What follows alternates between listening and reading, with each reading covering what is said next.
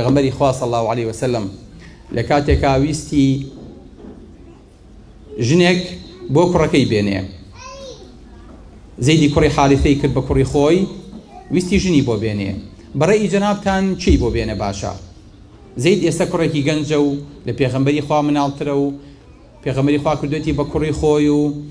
ئیستاکێنە پێغەمبەری خوا ئەیەوێ ژنی بۆ بێنێ چونکە خوای گەورە فەرمیێتی نابێ بە ناوی محەممەد و بانی کەن ئەبێ بڵێن زەیدی کوڕی حارثە نابێ بڵێن زەیدی کوڕی محەممەد نیظامی تەبەنی لە ئیسلامە هەڵوەشایەوە ئەم کوڕە گەنجە قۆزە ئەم کوڕە جوانە ئەم کوڕەکە لە منتەقەی شام بووە کوڕێکی سوود و سپی چی بۆ بێنێ پێغەمبەری خوا باشە صلی الله علیه وسلم طبعا ئیسلام ناساوە بەردەوام زوڵمی لە ژن کردووە نییە تەسەورەکەن چی بۆ ئەم کوڕە بێنێ پێغەمبەری خوا صلی الله علیه وسلم ئەیمەنی بۆ هێنێ کە پێیانەوت بەرەکە ئەزان ئەیمەن چێیە ئەیمەن مامانی پێغەمبەری خوا بوو صلی الله علیه وسلم کە لە دایک بوو پێغەمبەری خوا صلی الله علیه وسلم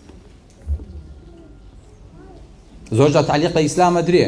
پیاوێکی پیردا ئەنێن گۆچانێکی پێیە کشێکی گەنجیش لەو لاواهێن بوو کە شوشەیەکی پێ لێکیان ماراکە لەمە ئیسلامە بۆ باسی ئەوە ناکەن کوڕێکی گەنجی جوانی قۆس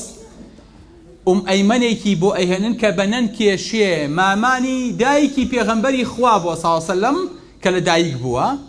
ئەم کوڕێکی گەنجی سپی قۆس ئەمیش ئافرەتێکی حەبەشی ئەفریقی ڕەش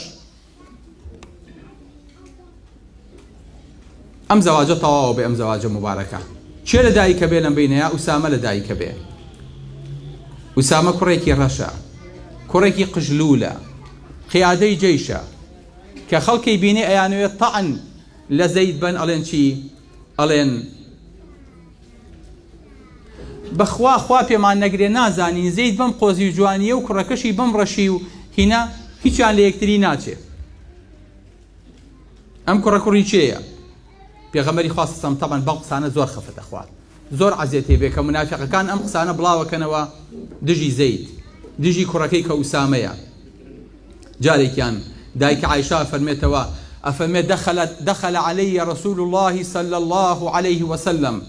تبرق أسارير وجهه دەموچاوی هەر هەمووی ئەگەشایەوە پێیەکەنی پێغەمبەری خوا صلی الله عليه وسلم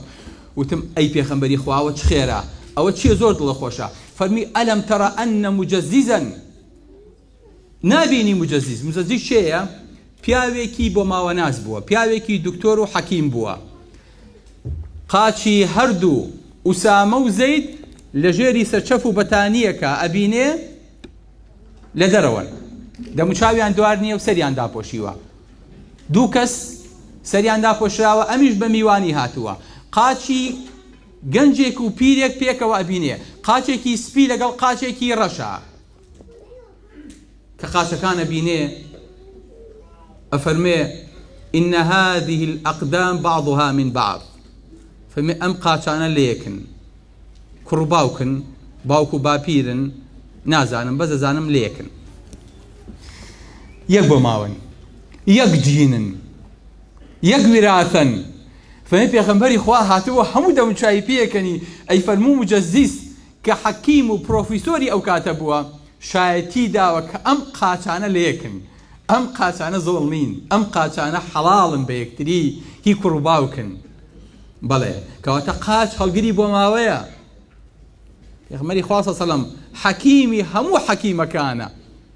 بەڵام لێرانەیە نایەوێ خۆی شایەتی با بۆیە شایەتی بۆ مجەزیزەدا کە ئەو شایەتی بۆ ئوسامە و زەید با